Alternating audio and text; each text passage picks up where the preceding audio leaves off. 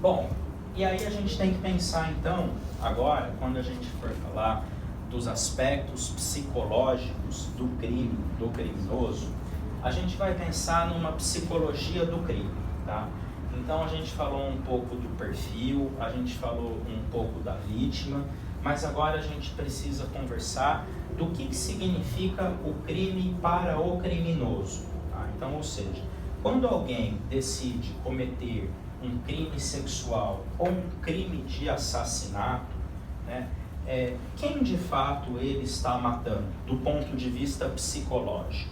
Quem de fato ele está abusando, do ponto de vista psicológico? Né? É claro que se trata de uma outra pessoa, se trata de um terceiro, mas a gente precisa pensar que do ponto de vista psicológico, quando ele assume realizar aquele papel, ele está assumindo um papel que tem implicações para um terceiro e um papel que tem implicações para ele mesmo, na vida pessoal dele, porque ele está assumindo atuar em um papel. Por exemplo, quando alguém, né, dentro de uma família, escolhe violentar sexualmente uma criança, ele está deixando de fazer aquele papel de pai, que é alguém que poderia e deveria proteger aquela criança, e ele está assumindo um papel de um violentador.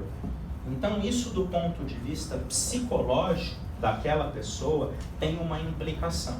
Por isso que perde o pathos poder, porque ele fez uma escolha de assumir um papel do qual ele causaria dor, ele causaria violência, ele violentaria, né, ele abusaria sexualmente. Então isso não ocorre sem essa escolha, isso não ocorre do nada. A pessoa escolhe assumir aquele papel na vida do outro. E quando ela escolhe assumir aquele papel, ela e o outro estão implicados naquele ato. E do ponto de vista psicológico, muitas vezes a pessoa, o outro, é um aspecto simbolizado dele mesmo. Então, às vezes, o assassino mata uma parte dele que ele não gostaria de ter. Ele não está matando lá o criminoso. Lá no real, ele está cometendo um crime. Mas no simbólico, ele pode estar matando uma parte dele mesmo. Por exemplo, nos crimes sexuais, ele pode estar se vingando dos seus pais infantis, do momento em que ele era subjugado e obrigado a fazer o que os adultos queriam.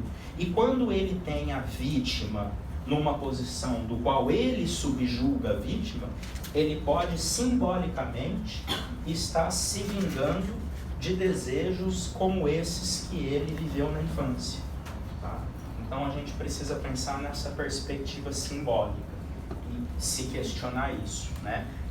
Contra quem o assassino mata dentro dele mesmo, né? Quem o criminoso sexual, né, dentro dele mesmo representa aquela vítima que ele está fazendo aquele ato, tá? Então é óbvio que é uma pessoa real, é um ato real, mas esse ato ele também pode simbolizar várias outras coisas, né? Pode ser uma imagem, um símbolo, um objeto, pode ser uma voz que ele ouviu e que ele precisa atender àquela voz. Então ele não está matando uma pessoa, ele está matando, né, alguém comandado por uma voz. Tá? Então a gente tem isso. A gente tem também a teoria do ato, que permite determinar, dentro de um estudo de um crime, né, um antes, um depois do ato, e o modo de determinar o grau de responsabilidade do sujeito.